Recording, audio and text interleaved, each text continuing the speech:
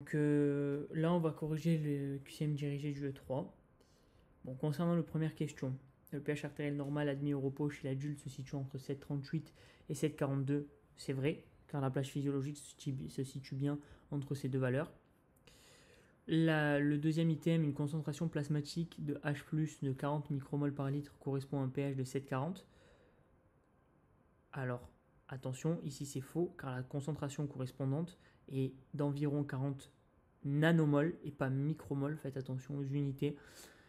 Apprenez bien les unités, ça c'est super important, surtout en UE3.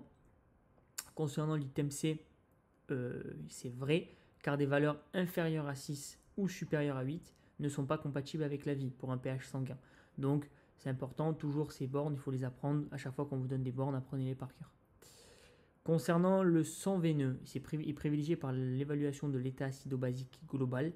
C'est faux, car on privilégie le sang artériel pour évaluer l'état acido-basique global et non le sang veineux. La ponction artérielle radiale permet l'analyse des gaz du sang et du pH artériel. C'est vrai, cette ponction mesure bien le pH des gaz du sang artériel. Donc pour la première question, c'était ACE. Concernant la deuxième question, le CO2 est un acide volatile éliminé par les poumons. C'est vrai.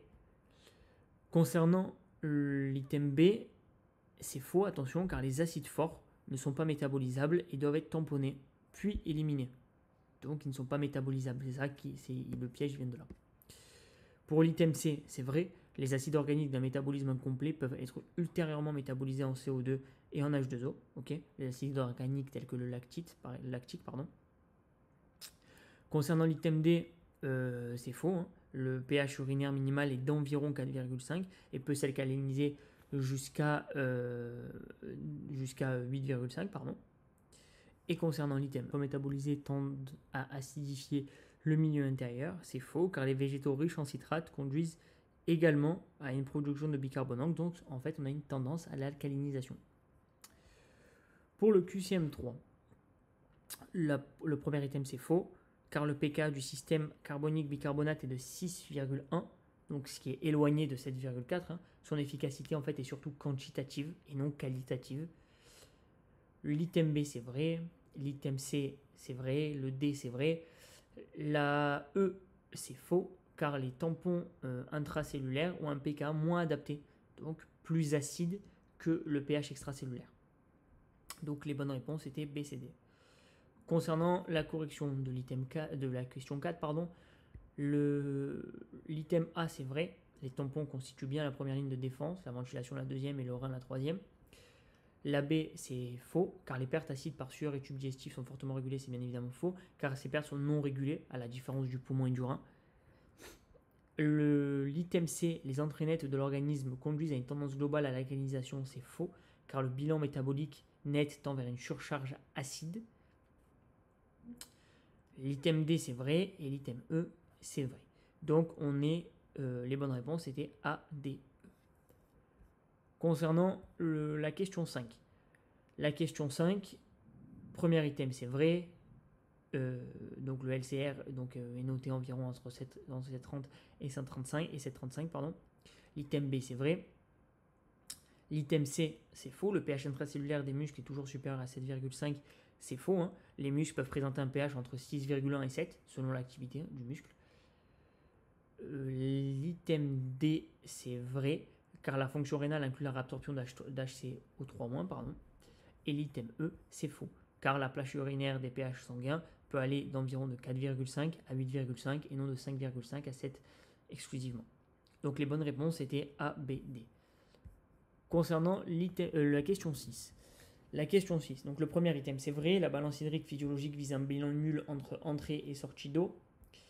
Le deuxième item, c'est vrai. Parmi les sorties d'eau, les pertes insensibles représentent environ 100 ml par jour. C'est vrai également. L'item C, la seule entrée ajustable finement est l'eau du métabolisme oxydatif. C'est faux, car l'eau des boissons est l'entrée ajustable. Attention, pas l'eau métabolique. Donc, l'eau, il faut préciser quelle eau. Concernant l'item D, les urines constituent une variable d'ajustement majeure des sorties d'eau. C'est vrai, la diurèse, donc c'est les sorties d'urine, principalement variable d'ajustement. Concernant l'item E, les centres impliqués dans l'ajustement des boissons et la diurèse incluent l'hypothalamus et l'hypophyse postérieure. C'est vrai, car l'axe hypothalamo-hypophysaire régule l'ADH et la soif. Donc c'est bien vrai. Concernant la question 7, l'ADH synthétisé dans l'hypothalamus est stocké dans l'hypophyse postérieure, c'est vrai.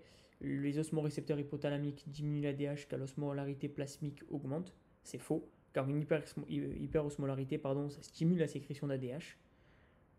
Concernant l'item C, les récepteurs tubulaires rénaux sensibles au chlore participent au contrôle de la sécrétion de rénine, c'est vrai. Une baisse d'osmolarité tubulaire stimule la libération de rénine, c'est également vrai. Et attention pour l'item E, la rénine est produite uniquement dans l'antéhypophyse, c'est faux. La rénine est produite par le rein et pas par l'hypophyse. Donc faites attention également quand on vous donne le lieu de stockage, le lieu de fabrication d'une hormone, il faut l'apprendre et le connaître. Concernant la correction 8, les barorécepteurs carotidiens et aortiques stimulés freinent l'activité sympathique, c'est vrai. Concernant l'item B, les volorécepteurs articulaires stimulés favorisent la sécrétion de FAN, c'est vrai également. La distension auriculaire déclenche la FAN. La FAN a un effet anti-natriurétique. Donc c'est faux, car la FAN est natriurétique, donc et non anti, donc il augmente l'élimination de sodium. La D, les barorécepteurs rénaux participent aux réponses hémodynamiques via la rénine. C'est vrai, les récepteurs rénaux influent le système rénine-angiotensine. Et la E, une hypervolémie active les volorécepteurs sans effet sur les barorécepteurs. C'est faux car l'hypervolémie étire surtout les cavités à basse pression, mais la pression artérielle peut aussi également activer les barorécepteurs. Donc une hypervolémie n'active pas uniquement les volorécepteurs, une hypervolémie peut activer à la fois les volorécepteurs mais également les barorécepteurs. Concernant la question 9, donc seules les sorties urinaires permettent d'ajuster finement la balance sodée. C'est vrai car l'ajustement fin de sodium se fait par les reins. L'item B, c'est vrai également, les apports sodés sont alimentaires. L'item C, c'est faux. Attention, les pertes insensibles ne concernent pas significativement le sodium. Faites attention, c'est faux. Concernant l'item D, c'est vrai, car l'excès de sel est délétère pour le système cardiovasculaire, on le sait tous. Et le E, la natriurèse et l'excrétion de Na+ dans les urines, c'est vrai. Donc, parce que la natriurèse correspond bien à l'élimination urinaire de sodium.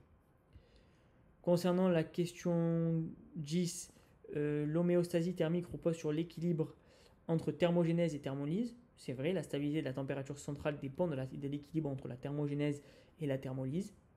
Concernant l'item B, les thermorécepteurs centraux projettent vers une aire préoptique de l'hypothalamus. C'est vrai, cette aire est un centre d'intégration thermique. L'item C, les nocicepteurs thermiques répondent uniquement au froid. C'est faux, il existe des nocicepteurs au froid mais également au chaud.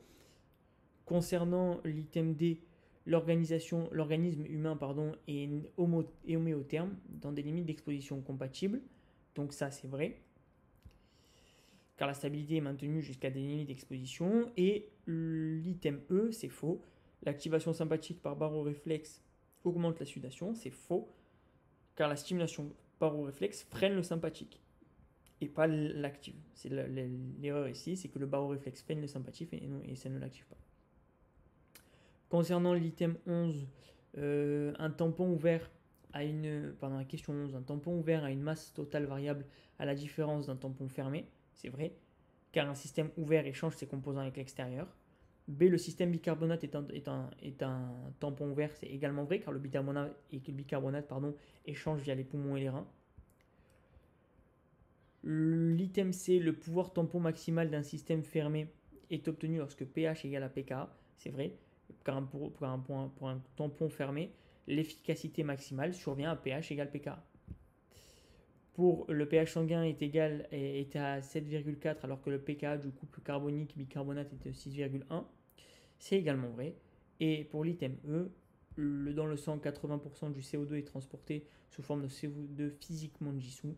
C'est faux, car la majorité est sous forme de bicarbonate, pas simplement de dissous. Donc les bonnes réponses pour la question 11, c'était A, B, C, D. Concernant la question 12, le système bicarbonate représente environ 55% du pouvoir tampon du sang. C'est vrai, ce pourcentage est rapporté pour le sang total. B, c'est vrai, car l'anhydrase carbonite augmente fortement la vitesse de réaction. La C, c'est vrai, car environ 75% des H+, sont excrétés sous forme de NH4+. La D, c'est vrai, le rein réabsorbe quasi totalement le HCO3- filtré. Et la E, dans le sang, la réserve alcaline ne nécessite pas d'être reconstituée. C'est faux, car la réserve en bicarbonate doit être reconstituée en permanence. Donc les bonnes réponses étaient A, B, C, D. Concernant la question 13, le tampon hémoglobine explique que le pouvoir tampon du sang total dépasse celui du plasma. C'est vrai, car l'hémoglobine intracellulaire ajoute un pouvoir tampon absent du plasma seul. La B, c'est vrai, car les systèmes protéiques n'échangent pas de masse avec l'extérieur. La C, c'est faux, car les poumons régulent via l'élimination du CO2 et pas de l'O2. La D, c'est vrai, car le rein réabsorbe de l'HCO3- et excrète de l'H+. Et la E, c'est faux, car l'acide est H2CO3 et la base conjuguée HCO3-. Donc les bonnes réponses c'était A, B, D. Concernant la question 14, le pH sanguin se calcule par pH égale 6,1 plus log de HCO3- sur 0,03 fois PCO2. Donc là, c'est vrai, car l'expression pratique, c'est l'expression pratique d'Anderson Hasselbalch dans le sang. Pour la question B, un pH sanguin normal, le rapport HCO3- sur CO2 dissous est proche de 20. C'est vrai, ça donne un pH environ de 7,4. L'item C, c'est vrai, c'est l'augmentation de CO2 dissous qui élève l'H2CO3 et H+, abaissant le pH.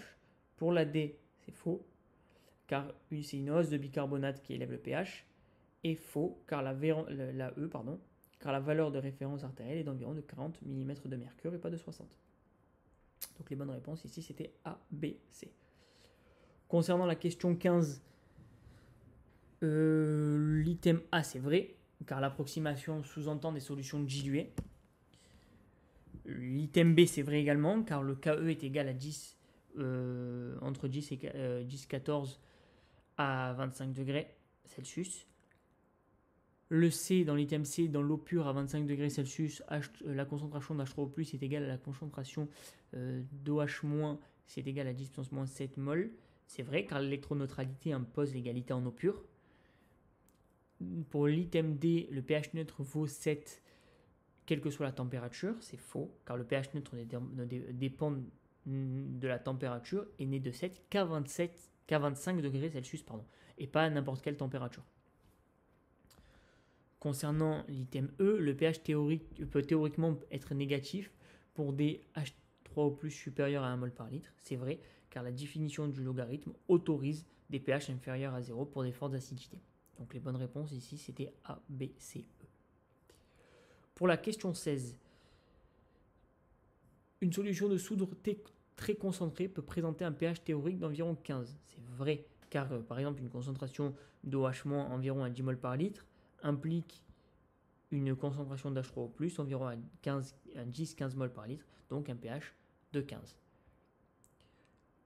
Par exemple, pour l'item B, l'échelle pratique donc de 0 à 14 du pH est une convention liée aux solutions aqueuses diluées. C'est vrai, car cette échelle s'applique aux dilutions usuelles. Concernant l'item C, c'est également vrai, car pH est logarithmique base de 10. Pour l'item D, c'est faux, car 0,5 de pH correspond à un facteur de 3,16 et non un facteur de 2. Et pour l'item E, deux solutions qui diffèrent de 0,1 unité de pH diffèrent d'environ 1,25 fois en H3O+. C'est vrai, car 0,1 de pH correspond bien à un facteur de 1,5. Concernant la question 17, les acidophiles ont un pH optimal de croissance inférieur à 3. C'est vrai, car ces organismes tolèrent des milieux très acides. Les basophiles alcalinophiles peuvent croître à des pH supérieurs à 10, c'est vrai, car ils croient à des pH supérieurs ou égaux à 10-11. Pour l'item C, la pression extrême caractérise les barophiles. C'est vrai, car ils vivent sous haute pression, notamment des fosses océaniques. Concernant l'item D, Strain 121 est un archéon thermophile pouvant se développer jusqu'à 130 degrés. C'est vrai, cette souche tolère jusqu'à 130 degrés avec croissance à 121 degrés Celsius. Et les psychrophiles ont une croissance optimale au-dessus de 50 degrés. C'est faux, car les psychrophiles ont une température optimale proche de 15 degrés et non de 50 degrés Celsius. Concernant la question 18, en réanimation, la gazométrie mesure le pH PCO2 et permet de calculer les bicarbonates, c'est vrai. Dans la formule du pH sanguin, la PCO2 doit être exprimée en millimètres de mercure si on utilise 0,03, c'est vrai également. Concernant l'item C, c'est faux, car H2CO3 est très peu concentré, on utilise la PCO2 à la place. La D, elle est vraie, car la loi de Henry relie la pression partielle et la concentration dissoute. Et la E est également vraie, car la diminution de CO2 dissous réduit H+, ce qui élève le pH. Donc les bonnes réponses étaient A, B, D, E. Concernant la question 19, l'item A, c'est vrai, le pH intracellulaire est en moyenne plus acide que le pH extracellulaire. Le pH intracellulaire est noté autour de 7,25.